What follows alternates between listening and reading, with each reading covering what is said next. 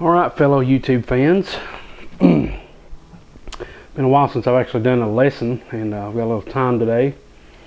So had a guy, one of my friends from church, Joe, request me to make some videos for him, and I thought, well, I'll just make some and put them on YouTube as well, so I can get some more content out there for you guys. He's really wanting to learn some basic bluegrass stuff, some G licks and G runs and things like that, and he told me to come up with about 8 or 10 licks or something like that. So right now I'm just going to focus on the G run and certain different ways to do it. These are kind of like basic or beginner lessons. I realize I haven't done a lot of those, but especially for licks, mostly strumming. But I'm going to get right into the content today, and the basic G run that I usually do most of the time is this one right here.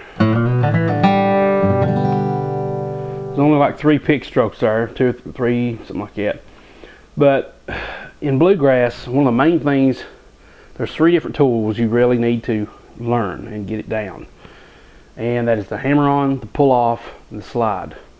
The hammer-on is when you pick a note and you hammer on with your next finger to the adjacent note or another note after that.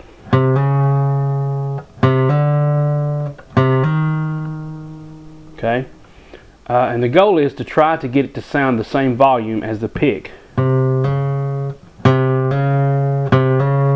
want it clear.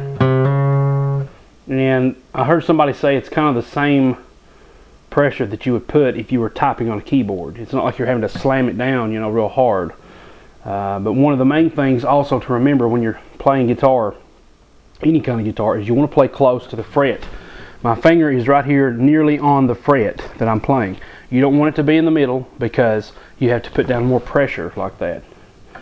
Here's Steve Kaufman. I learned this from him, and it made a lot of sense. I'm putting a lot amount of pressure here, but when I move it back and use the same amount of pressure, look what happens.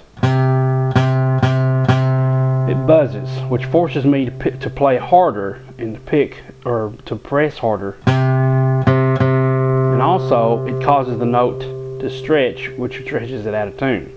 So you don't want to do that. This little spot in the middle, the frets being here, the string is going to kind of bend, sink down into between those frets, and it causes the string to bend out of tune, stretch out of tune.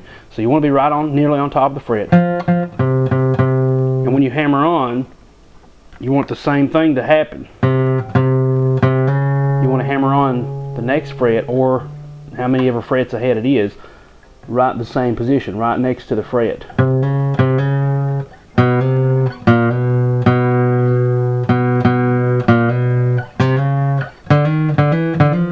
You know, get your pinky strength up. That's one way to get your pinky, as you can hammer on. Now the other one is a pull off. It's the same thing, but now we're descending. We're going to go from one note down. It's a pull off. You're pulling off the fret to get to the next one. And the best way to do this is not just lift up, because notice how silent or how low in volume that is when I lift off. Kind of dies out. What you want to do is, as you're moving, and this will take practice, as you're moving this finger, you want to kind of take the tip of your finger and grab the note, and see how the string kind of bends. See that? You want to take that and kind of just flick it. The tip of your finger is grabbing the string, and you're kind of bending it to get that extra movement to grab it underneath. And notice how loud that is without me picking it. You know, you don't have to do it, that's exaggerating, but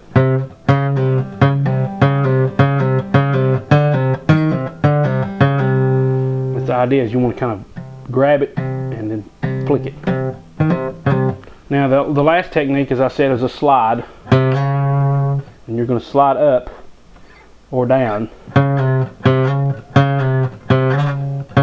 You want to kind of land, like I said, right next to the fret.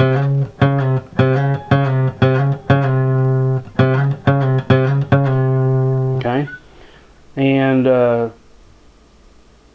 with bluegrass, like I said, with the guitar bluegrass, those are very important, especially with the G run, because I'm going to dissect it real quick, and you're going to see where these elements come in. So we have, first of all, with the one that I do,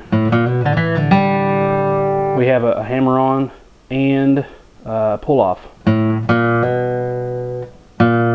That's the hammer-on. That's the pull-off.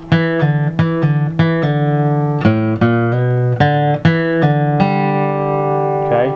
Now, if you didn't pick as much as I did, you would have a slide.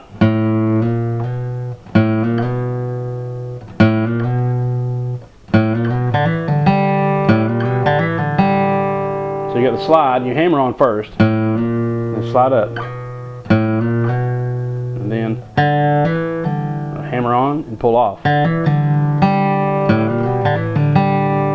I don't like that as much because it's not as forceful as. Okay, but we're going to take these apart. I've already spent a lot of time in this video discussing hammer-ons, pull-offs, and slides. So I'm going to stop this video and continue the next video with some G runs for you. Thanks for watching, guys. Please subscribe.